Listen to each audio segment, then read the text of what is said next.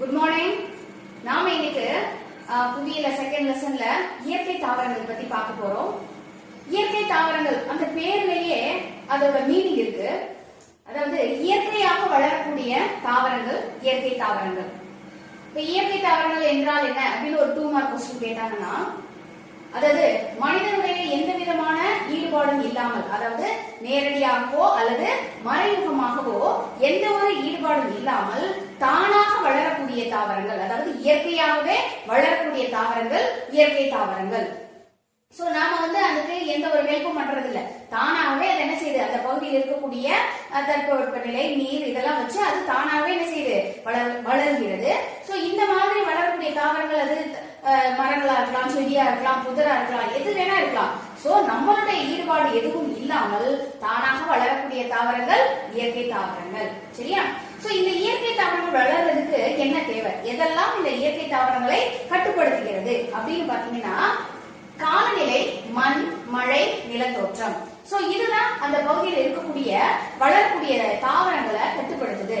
இப்ப நீங்க யோசிச்சு பாருங்க, ஃபர்ஸ்ட் காலநிலை. இப்ப இந்த பகுதியில் இருக்கக்கூடிய காலநிலை வறண்ட காலநிலையில எப்படி இருக்கும், என்ன மாதிரியான தாவரங்கள் வளரும் இல்லையா? சோ முட்செடிகள், புதர்கள் இந்த மாதிரி தான் இருக்கும் இல்லையா? அதுக்கப்புறம் நல்ல என்ன சொல்றது, செழிப்பான பகுதி, அதாவது குளிரான காலநிலை அப்படின்னா அங்க வளரக்கூடிய தாவரங்கள் எப்படி இருக்கும். சோ இந்த மாதிரி காலநிலைகள் கூட என்ன செய்யுது, அந்த பகுதியில வளரக்கூடிய தாவரங்களை நிர்ணயிக்கிறது. அதே மாதிரிதான் மண். நல்ல வளமான மண்ணா, வளமற்ற மண்ணா, களிமண் கலந்ததா, செம்மண்ணா, இந்த மாதிரி அந்த பகுதியில் என்ன மணல் இருக்கிறதோ அந்த மண்ணில் என்ன வகையான சத்துக்கள் இருக்கு அதை பொறுத்து அந்த பகுதியில வளரக்கூடிய தாவரங்கள் இருக்கு. அடுத்தது மழை. கனமழை பெய்கிறதா, மிதமான மழை பொழிகிறதா, இல்ல மிக குறைவான மழை பொழிகிறதா, அதை பொறுத்தும் என்ன ஆகுது, நிர்ணயிக்கப்படுகிறது. அடுத்தது நிலத்தோற்றம். இப்ப நிலத்தோற்றம் எடுத்தோம்னா சமவெளி பகுதியா, பீடபூமியா, பள்ளத்தாக்குகளா, இல்ல மலை பகுதியா, சோ இதெல்லாம் பொறுத்தும் என்ன ஆகுது, அங்கு வளரக்கூடிய தாவரங்கள் நிர்ணயிக்கப்படுகிறது. சோ இந்த காரணிகளை அடிப்படையாக கொண்டு அந்த இயற்கை தாவரங்களை என்ன செய்யறாங்க, புவியியலாளர்கள் வகைப்படுத்துகிறார்கள். சோ இப்ப தாவரங்களுடைய வகைகள் அப்படின்னு எடுத்துக்கிட்டோம்னா, ஃபர்ஸ்ட் நம்ம பார்க்க போறது அயன மண்டல பசுமை மாறா காடுகள். இப்ப அயன மண்டலம் அப்படின்னாலே வெப்பமண்டலம் அர்த்தம்.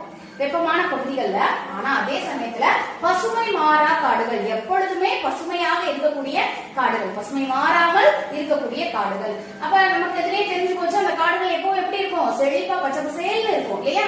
சோ அப்பனா என்ன கிடைச்சிருக்கணும், நல்ல மண் இருக்கணும், செழிப்பான மண் இருக்கணும், அப்புறம் நல்ல மழை கிடைக்கணும், நல்ல வெயிலும் இருக்கணும். சோ அப்படிப்பட்ட பகுதியில தான் இந்த காடுகள் வளரும். சோ மழை பொழிவு அப்படின்னு பாத்தீங்கன்னா 200 சென்டிமீட்டருக்கு அதிகமான மழை பொழிக்கின்ற இடங்கள்ல இந்த காடு இருக்கு. அதுக்கப்புறம் பாத்தீங்கன்னா வெப்பம் எவ்வளவு அப்படின்னா 22 டிகிரி செல்சியஸ் அளவுக்கு வெப்பநிலை இருக்கக்கூடிய பகுதியாக இருக்கணும். அதுக்கப்புறம் அங்க இருக்கக்கூடிய காற்றின் ஈரப்பதம் 70% இருக்கு. சோ இந்த காலநிலையில தான் எது வளர்கிறது, இந்த அயனமண்டல பசுமை மாறா காடுகள் வளருது. இப்ப இந்த காடுகள் எப்பவுமே பசுமையா இருக்குமா, இலைகளை உதிர்க்காதா அப்படின்னா இலைகளை உதிர்க்கும். சரியா? எப்பவுமே முளைச்ச இலை அப்படி கீழே விழுகாம இருக்குமா, அது என்ன ஆகும், கீழே விழுகும். ஆனா புதிதாக வரக்கூடிய, அதாவது எப்பொழுதுமே என்ன ஆயிட்டு இருக்கும், இலை விழுந்ததுன்னா புதுசா என்ன செஞ்சுக்கிட்டே இருக்கும், தள்ளி விட்டு அது வளர்ந்துகிட்டே இருக்கும். பார்க்கும்போது மரங்கள் எப்பவுமே எப்படி இருக்கும், பசுமையாக காணப்படும். சரியா? சோ இந்த காட்டுல வளரக்கூடிய மர வகைகள் என்னென்ன அப்படின்னு பாத்தீங்கன்னா, ரப்பர், எபனி, ரோஸ், தென்னை, மூங்கில், சின்கோனா, சிடர், இந்த வகையான மரங்கள் இங்கு வளருது. இந்த மரங்கள் எந்த பகுதியில காணப்படுது அப்படின்னு பாத்தீங்கன்னா, இந்த மேற்கு தொடர்ச்சி மலை இருக்கு இல்லையா, சோ அந்த பகுதிகள்ல கர்நாடகா, மகாராஷ்டிரா, அப்புறம் அங்க மேற்கு வங்காளம், அஸ்ஸாம், திரிபுரா, நாகாலாந்து, மணிப்பூர், இந்த பகுதிகள் எல்லாம் எங்கெல்லாம் 200 சென்டிமீட்டருக்கு அதிகமாக மழை பொழிகிறதோ அப்பகுதிகளில் இக்காடுகள் காணப்படுகிறது. அதே சமயத்துல இப்ப நீங்க ஜுராசிக் பார்க் படம் பார்த்திருக்கீங்களா? அந்த படம் பார்க்கும்போது ஃபர்ஸ்ட் சீன்ல என்ன பண்ணுவாங்கன்னா, ஹெலிகாப்டர்ல வர்ற மாதிரி காமிப்பாங்க. மேல இருந்து கீழே போக்கஸ் பண்ணுவாங்க.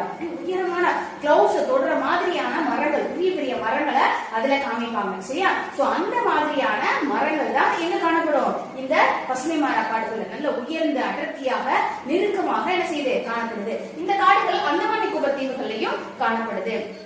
முன்னாடி எல்லாம் வீடு கட்டுறதுக்கு என்ன செய்வாங்கன்னா, மரங்கள், பெரிய பெரிய மரங்கள் ஒரு 4-5 பேர் சேர்ந்து கட்டி பிடிச்சாதான் அந்த மரத்தையே பிடிக்க முடியும். அந்த அளவுக்கு அகலமான மரங்கள் கூட அந்த பகுதியில காணப்படும். சோ அந்த மரங்கள் எல்லாம் வெட்டி எடுத்துட்டு வந்து வீடு செய்யறதுக்கு எல்லாம் என்ன செஞ்சாங்க, வீடுகள் இருந்து தண்டவாளம் போடுறதுக்கு இதெல்லாம் அந்தமான்ல இருந்த மரங்கள் என்ன செஞ்சுட்டாங்க, இப்போ நிறைய வெட்டி எடுத்துட்டாங்க. சரி, ஓகே. சோ இப்ப மிக உயரமாக செழிப்பாக பசுமையாக காணப்படக்கூடிய மரங்கள் தான் இது இந்த பசுமை மாறா காடுகள். ஆனா இந்த காடுகள்ல நம்ம மனிதர்கள் அதிகமா போக்குவரத்து எல்லாம் என்ன செய்ய முடியாது, இருக்க முடியாது. ரொம்ப மலைப்பகுதிகளாகவும் இருக்கும், அதாவது ரோடு அந்த மாதிரி எல்லாம் வசதி இல்ல. அதனால போக்குவரத்து வசதி இல்லாத காரணத்தினால இங்க இருக்கக்கூடிய மரங்களை நம்ம என்ன செய்யறதுல அதிகமாக பயன்படுத்துறது இல்ல. சரி, அடுத்தது இரண்டாவது வகை காடு என்ன அப்படின்னா அயன மண்டல இலையுதிர் காடுகள். அது பசுமை மாறா காடு, இது என்னது இலையுதிர் காடுகள். இந்த பேர்ல தெரிஞ்சிடும், இந்த மரத்தில் இருக்கக்கூடிய இலைகள் என்ன செஞ்சிடும், உதிர்ந்து விடும். அதனாலதான் என்ன அழைக்கப்படுகிறது, இலையுதிர் காடுகள். அதாவது இது எவ்வளவு அளவு மழை பொழிகின்ற பகுதியில் இருக்கு அப்படின்னா 100 இருந்து 200 சென்டிமீட்டர் அளவுக்கு மழை பொழிகின்ற பகுதிகளில் இக்காடுகள் காணப்படுது. அதே மாதிரி வெப்பநிலை 27 டிகிரி செல்சியஸ் வெப்பநிலை இருக்கு. இங்க இருக்கக்கூடிய ஈரப்பதம், காற்றின் ஈரப்பதம் பாத்தீங்கன்னா 60ல இருந்து 70% வரைக்கும் காற்றுல ஈரப்பதம் இருக்கு. இந்த காடுகள் எங்கெல்லாம் காணப்படுது அப்படின்னு பாத்தீங்கன்னா, இப்ப இந்த மேப்ல வந்து மிஸ் ரெட் கலர்ல காமிச்சிருக்கேன் இல்லையா, இதுதான் என்னது இலையுதிர் காடுகள் காணப்படுற இடம். இங்க பஞ்சாப்ல இருந்து பஞ்சாப், ஹரியானா, உத்தரப்பிரதேஷ், பீகார், மேற்கு வங்காளத்தினுடைய மேற்கு பகுதி, ஒடிசா, சரியா, இந்த பகுதி மகாராஷ்டிரா, கர்நாடகா, ஆந்திரா, தமிழ்நாடு, தெலுங்கானா, இது எல்லாத்துலயும் என்ன காணப்படுது, இலையுதிர் காடுகள் காணப்படுது. முக்கியமா சொல்ல போனா தக்கான பீடபூமியில மோஸ்ட் ஆஃப் த பிளேசஸ் வந்து எது கவர் ஆயிருக்கு, இலையுதிர் காடுகள் கவர் ஆயிருக்கு. ஏன் இந்த மரங்கள் வந்து இலைகளை உதிர்க்குது அப்படின்னு பாத்தீங்கன்னா, எப்பெல்லாம் மழை பொழிகிறதோ அப்ப வந்து என்ன ஆகுது, நல்லா செழித்து வளருது. மழை பொழியாத சமயங்கள்ல அதாவது மரம் தன்னை உயிர்ப்பிப்பதற்காக என்ன செஞ்சுக்குது, நீராவி போக்கு இலைகள் இருந்ததுன்னா இலைகள் இருக்கக்கூடிய இலை துளைகள் வழியாக ஆவியாதல் நடைபெறும். நீங்க சயின்ஸ்ல படிச்சிருப்பீங்க இல்லையா. சோ அப்ப நீர் ரொம்ப ஆவியாயிடும். அதனால அந்த ஆவியாதலை கட்டுப்படுத்துறதுக்காக இந்த மரங்கள் என்ன செஞ்சிருது, தன்கிட்ட இருக்கக்கூடிய இலைகள் எல்லாத்தையும் உதிர்த்து விடுகிறது. சரியா. சோ அதனாலதான் இந்த மரங்கள். அதுக்கப்புறம் பாத்தீங்கன்னா, இப்ப நீங்களே நம்ம யோசிச்சு பாருங்க, சில சமயங்கள வேப்ப மரம் பார்த்திருக்கீங்களா, நம்ம ஊர் சைடு பார்க்கும்போது வேப்ப மரங்கள் நம்ம ஒரு குறிப்பிட்ட பீரியட்ல அப்படியே இலைகள் எல்லாத்தையும் என்ன செஞ்சிடும், கொட்டிட்டு கொஞ்சம் கொஞ்சம் குச்சி குச்சியா அப்படி இருக்கும். அப்புறம் பாத்தீங்கன்னா அழகா தள்ளி விட்டு என்ன செய்யும், நல்ல பசுமையா மறுபடியும் வளர ஆரம்பிச்சிடும். சோ இந்த மரங்கள் வந்து எதுக்காக இலைகளை உதிர்க்குது அப்படின்னா, அந்த வெயிலுடைய தாக்கம் ஆவியாதலை கட்டுப்படுத்துறதுக்காக இவ்வகை மரங்கள் என்ன செய்யுது, இலைகளை உதிர்த்து விடுகிறது. அதனாலதான் இந்த காடுகளுக்கு என்னன்னு பேரு, இலையுதிர் காடுகள் அப்படின்னு பேரு. இங்கிலீஷ்ல இது டெசிடியஸ் ஃபாரஸ்ட் அப்படின்னு அழைக்கப்படுது. இங்க என்ன மாதிரியான மரங்கள் இருக்கு அப்படின்னு பாத்தீங்கன்னா, தேக்கு மரம், இது ரெண்டும் மிக முக்கியமான மரங்கள் இப்பகுதியில. அடுத்தது சந்தனம், ரோஸ், குசம், மாவு, பலா, ஆம்லா, இதெல்லாம் பொருளாதார முக்கியத்துவம் வாய்ந்த மரங்கள் இங்க அதிகமாக காணப்படுது. அதனால நிறைய பேர் இந்த பகுதியில் இருக்கக்கூடிய காடுகள் மரங்கள் என்ன பண்றாங்கன்னா, அதாவது கவர்மெண்ட்டுக்கு தெரியாம சட்ட விரோதமாக இந்த மரங்கள் எல்லாம் கடத்துறாங்க. சரியா. சோ பாதுகாக்கப்பட வேண்டிய மரங்களாக இந்த பகுதியில் இருக்கக்கூடிய மரங்கள் இருக்கு. சரி, அடுத்தது பாத்தீங்கன்னா, இந்த மரங்கள் எதுக்காக அவங்க இந்த மாதிரி செய்யறாங்க அப்படின்னா, இந்த மரங்கள் வந்து நறுமண பொருட்கள் செய்யறதுக்கு, வார்னிஷ் உற்பத்தி பண்றதுக்கு, சந்தனத்துல இருந்து எண்ணெய் எடுக்கிறதுக்கு, இந்த மாதிரி நிறைய பொருட்கள் தயாரிப்பதற்கு இந்த மரங்கள் பயன்படுறதுனாலதான் என்ன செய்யறாங்க, நிறைய பேர் இந்த தவறான செயல்ல ஈடுபடுறாங்க. ஓகே, அடுத்த வகை என்ன அப்படின்னா அயன மண்டல வறண்ட காடுகள். இது வந்து பேர்லயே இருக்கு வறட்சி அப்படின்னு. சோ 50ல இருந்து 100 சென்டிமீட்டர் மழை பெய்யக்கூடிய பகுதிகளில் இந்த காடுகள் காணப்படுது. இதை என்ன சொல்றாங்க அப்படின்னா இடைநிலை வகை காடு அப்படின்னு சொல்றாங்க. அதாவது இலையுதிர் காடோடையும் சேராது, வறண்ட பாலைவன தாவரத்தோடையும் இது சேராது. சோ அதனால இது என்ன சொல்றாங்க, இடைநிலை காடு அப்படின்னு சொல்றாங்க. இந்த காடுகள் அப்படின்னு பாத்தீங்கன்னா இதுல என்ன மாதிரியான மரங்கள் வளருது அப்படின்னா, இலுப்பை, ஆலமரம், ஆவாரம்பூ, மஞ்சக்கடம்பு, கருவேல மரம், மூங்கில், இதெல்லாம் இங்க இருக்கக்கூடிய மர வகைகள். இது எங்க அதிகமா காணப்படுது அப்படின்னா கிழக்கு ராஜஸ்தான்ல, பஞ்சாப், ஹரியானா, மேற்கு அதாவது உத்தரப்பிரதேசத்தினுடைய மேற்கு பகுதி, அப்புறம் மத்திய பிரதேசம், கிழக்கு மகாராஷ்டிரா, தெலுங்கானா, மேற்கு கர்நாடகா, இந்த பகுதிகள் எல்லாம் இந்த மரங்கள் என்ன செய்யுது, அதிகமாக காணப்படுது. ஓகே, அடுத்தது பாலைவனம் மற்றும் அரை பாலைவன தாவரங்கள். இந்த தாவரங்கள் பாலைவனம் தாவரங்கள் அப்படின்னாலே நமக்கு தெரியும் என்ன மாதிரியான அங்க மரங்கள் வளரும் அப்படின்னு சொல்லிட்டு. சோ இங்க இருக்கக்கூடிய மரங்களா இருக்கட்டும், மரங்கள் இருக்காது, அங்க வந்து முட்புதர்கள் தான் இருக்கும். சரியா. அதாவது அங்க இருக்கக்கூடிய புதர் செடிகள்ல முள்ளு இருக்கும். இருக்கும். எதுக்காகனா இதுவும் எதுக்காக அப்படின்னா ஆவியாதலை கட்டுப்படுத்துறதுக்காக ஒண்ணு, அங்க இருக்கக்கூடிய தடித்த இலைகள்ல அதை என்ன செஞ்சு வச்சுக்கிறோம், நீரை சேமிச்சு வச்சுக்கிறோம். அப்ப விலங்கினங்கள் வந்து அதை இது பண்ணாம இருக்கிறதுக்காக அது அதுல இருந்து என்ன செஞ்சிருக்கோம், நீல நீளமா தன்னை பாதுகாத்துக் கொள்வதற்காக நீல நீளமா முட்கள் அதுல வளர்ந்துருக்கும். அதனாலதான் இந்த காடுகள் இருக்கக்கூடிய மரங்கள் என்ன சொல்றாங்க, முட்புதர் காடுகள் அப்படின்னு சொல்றாங்க. இது எவ்வளவு சென்டிமீட்டர் மழை பெறுகின்ற இடத்துல இருக்கு அப்படின்னு பாத்தீங்கன்னா 50 சென்டிமீட்டருக்கும் குறைவாக மழை பெறுகின்ற இடத்துல இருக்கு. சோ இங்க இருக்கக்கூடிய மரங்கள் அப்படின்னு பாத்தீங்கன்னா கருவேல மரம், சீமை கருவேல மரம், இந்த மரங்கள் தான் எங்க இருக்கு, இந்த பகுதியில வளருகிறது. சரி, அடுத்த மரங்கள் என்ன அப்படின்னு பாத்தீங்கன்னா ஆல்பைன் அல்லது இமயமலை காடுகள்.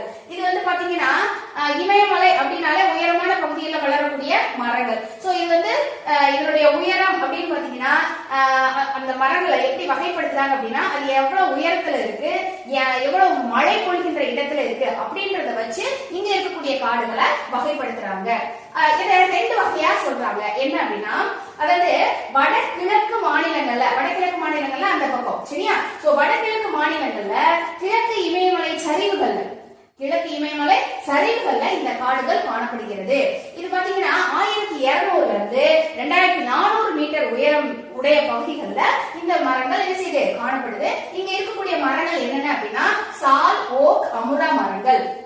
அடுத்தது 2400 வரைக்கும் சொன்னோமா, 2400 இருந்து 3600 மீட்டர் உயரம் இருக்கக்கூடிய பகுதிகள்ல ஓக், பீச், சில்வர் போன்ற மரங்கள் இந்த பகுதியில காணப்படுது. சோ இமயமலை தாவரங்களை 2ஆ பிரிக்கிறாங்க. ஒண்ணு கிழக்கு இமயமலையில இருக்கக்கூடிய தாவரங்கள் சரியா. அடுத்தது 2வது என்ன அப்படின்னா இமாச்சல பிரதேசம், உத்தரகண்ட், அதாவது இந்த பகுதி இமாச்சல பிரதேசம், உத்தரகண்ட் இந்த பகுதியில இருக்கக்கூடிய மரங்கள். இது பாத்தீங்கன்னா ஃபர்ஸ்ட் வந்து 900 மீட்டர் உயரம் வரைக்கும் இருக்கக்கூடிய மரங்கள் அப்படின்னு பிரிக்கிறாங்க. இங்க இருக்கக்கூடிய மரங்கள் 900 மீட்டர் உயரத்துல அரை பாலைவன தாவரங்கள் தான் இந்த பகுதியில காணப்படுது. அதுக்கப்புறம் 900 இருந்து 1800 மீட்டர் உயரத்துல சிர்பைன் அப்படின்னு சொல்லக்கூடிய மரங்கள் அந்த பகுதியில இருக்கு. அப்புறம் 1800 இருந்து 3000 மீட்டர் உயரத்துல ஊசி இலை காடுகள் காணப்படுது. ஏன் 3000 மீட்டர்ல ஊசி இலை காடுகள் அப்படின்னு பாத்தீங்கன்னா இப்ப இந்த ஊசி இலை மரங்கள் எப்படி இருக்கும், இந்த மாதிரி இருக்கும், இப்படி இருக்கும் இல்லையா. அதாவது இந்த இது வந்து கோன் ஷேப்ல இருக்கு. ஏன்னா 3000 மீட்டர் போயிட்டோம் அப்படின்னா பனிப்பொழிவு ஏற்படும். இப்ப பனிப்பொழிவு ஏற்படும் போது இந்த மரங்கள்ல பனிப்பொழிவு தங்கும் தானே சரியா. இப்ப தங்கும் போது இப்ப இந்த மாதிரியான மரங்கள் இருக்கு, இப்படி இருக்கு அப்படின்னு சொன்னா பனி இங்கெல்லாம் தங்கி இருக்குமா, இந்த சைடு தங்குமா. அப்ப மேல தங்கி பனியுடைய வெயிட் என்ன ஆகும், ஜாஸ்தி ஆயிடும். அப்ப மர கிளைகள் என்ன ஆயிடும், உடைஞ்சு கீழே விழுந்துரும். ஆனா இந்த ஊசி இலை காடுகள்ல பனி இந்த ஓரத்துல தங்கினா கூட வெயிட் ஜாஸ்தியான உடனே சரிக்கு என்ன செஞ்சிடும், கீழே விழுந்துரும். மரத்துக்கு எந்தவித பாதிப்பும் உருவாகாது. சோ அதனாலதான் 3000 மீட்டருக்கு மேல அதாவது 1800 இருந்து 3000 மீட்டர் இருக்கக்கூடிய பகுதிகள்ல ஊசி இலை காடுகள் காணப்படுகிறது சரியா. சோ இது வந்து இமயமலை காடுகள். சோ இமயமலை காடுகளை உயரத்தை வச்சு மழை பொழிவை வச்சு 2ஆ பிரிக்கிறாங்க. ஒண்ணு கிழக்கு இமயமலை, அதாவது வடகிழக்கு பகுதியில கிழக்கு இமயமலையினுடைய சரிவு. 2வது இமாச்சல பிரதேஷ், உத்தரகண்ட் பகுதியில அது வந்து அந்த வடகிழக்கு பகுதியில் இருக்கக்கூடிய மரங்களையும் என்ன பிரிக்கிறாங்க 2ஆ. 1200 இருந்து 2400, அதுக்கப்புறம் 2400 இருந்து 3600 அப்படின்னு பிரிக்கிறாங்க ஹைட். இமாச்சல பிரதேஷ், உத்தரகண்ட் பகுதியில் இருக்கிறத 900 இருந்து 1800 மீட்டர், அப்புறம் 1800 இருந்து 3000 மீட்டர் அப்படின்னு பிரிக்கிறாங்க. சரி, அடுத்தது ஆல்பைன் காடுகள். ஆல்பைன் காடுகள் அப்படின்னு பாத்தீங்கன்னா இமயமலையில 2400 மீட்டர் உயரத்துக்கு மேல இருக்கக்கூடிய பகுதிகள்ல இந்த காடுகள் காணப்படுது. இங்க இருக்கக்கூடிய காடுகளும் ஊசி இலையான இலைகளை கொண்ட ஊசி இலை மரங்கள் மாதிரி காணப்படுது. இங்க இருக்கக்கூடிய மர வகைகள் என்னென்ன அப்படின்னா ஓக், சில்வர், பிர், பைன், ஜூனிபர் இந்த மரங்கள் தான் இங்க இருக்கக்கூடிய மிக முக்கியமான மரங்கள். அடுத்தது அலையாத்தி காடுகள். அதாவது இந்த காடுடைய பெயரே அலையாத்தி காடுகள். கடல் அலைகளால உருவாக்கப்படுகிறது. அதாவது எப்போ ஒரு ஆறு கடல்ல கலக்க போகுதோ அப்ப கடல் அலைகளால தடுக்கப்பட்டு அந்த தண்ணி தேங்கி இருக்கும். அந்த பகுதியில வளரக்கூடிய காடுகள் தான் என்னது, அலையாத்தி காடுகள். இது எங்க காணப்படுது அப்படின்னா கழிமுக பகுதிகள்ல காணப்படுது, டெல்டா பகுதிகள்ல காணப்படுது. சோ நம்ம இந்தியால டெல்டா பகுதி அப்படின்னு பாத்தீங்கன்னா உலகிலேயே மிகப்பெரிய டெல்டா இதுதான் இந்த கங்கை பிரம்மபுத்திரா டெல்டா தான். சோ இந்த பகுதியில காணப்படுது. அதுக்கப்புறம் மகாநதி டெல்டா, கோதாவரி, கிருஷ்ணா, காவிரி. சோ இந்த மாதிரி டெல்டா பகுதிகள்ல என்ன செய்யுது, இந்த காடுகள் காணப்படுகிறது. இந்த காடுகளுக்கு வேற என்னென்ன பேர்லாம் இருக்கு அப்படின்னு பாத்தீங்கன்னா சதுப்பு நிலம் சொதன்னு இருக்கும் இல்லையா, அதனால இத சதுப்பு நில காடுகள் அப்படின்னு சொல்றாங்க. சுந்தரி வன மரங்கள் அங்க காணப்படுறதுனால அத சுந்தர வன காடுகள் அப்படின்னு சொல்றாங்க. அப்புறம் மாங்குரோவ் காடுகள், அப்புறம் ஓவ காடுகள், இது எல்லாமே சேம் தான். சரியா? சோ இது எல்லாமே என்னது அலையாத்தி காடுகள் வகையை சேர்ந்தது. சோ அவ்வளவுதான். இப்ப வந்து இந்த மேப்பை பாருங்க. இந்த மேப்ல இப்ப நம்ம இந்த எல்லோ கலர்ல டாட் வச்சு இருக்கு இல்லையா, இதுதான் இதுவும் இந்த தக்கான பீடபூமியில இருக்கக்கூடிய இந்த சிறு பகுதியும் என்னது வறண்ட பாலைவன தாவரங்கள். அடுத்தது இந்த கிரீன் கலர்ல இருக்கிறது இதுவும் அந்த லாஸ்ட்ல இருக்கிறது ரெண்டு வந்து என்னது அயனமண்டல பசுமை மாறா காடுகள். நடுவுல இருக்கிற ரெட் வந்து அயனமண்டல இலையுதிர் காடுகள். மேல அந்த ப்ளூ கலர்ல கட்டமா அந்த மேல் பகுதியில இருக்கிறது என்னது ஆல்பைன் காடுகள். சரியா? சோ இந்த பிளாக் கலர்ல இந்த கலிமுக பகுதியில காமிச்சிருக்கோம் இல்லையா, இது கங்கை டெல்டா, கங்கை பிரம்மபுத்திரா டெல்டா. அடுத்தது இது வந்து மகாநதி டெல்டா, இது கோதாவரி, இது கிருஷ்ணா, இது காவிரி டெல்டா. இந்த பகுதியில இந்த பிளாக் கலர்ல டாட் இருக்கிறது என்னது அலையாத்தி காடுகள். சரியா? சோ இப்ப இந்தியாவினுடைய காடுகள் உங்களுக்கு புரிஞ்சிருக்கும்னு நான் நம்புறேன். தாவர வகைகள், இயற்கை தாவரங்கள்னா என்ன, அதனுடைய வகைகள் என்னன்றத பார்த்தோம். அடுத்து வந்து நம்ம பார்க்க போறது பல்லுயிர், அதாவது வன விலங்குகள், பல்லுயிர் மண்டலத்தை பத்தி நம்ம